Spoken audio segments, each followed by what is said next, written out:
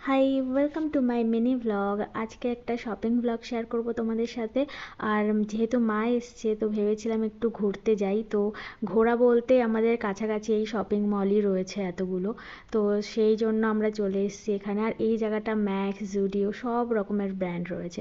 তো চলে গেছিলাম ম্যাক্সে, কিছু কুর্তি নেওয়ার ছিল। প্রথমেই গেছিলাম শুয়ের কালেকশন দেখতে, কালেকশন মোটামুটি ভালোই ছিল।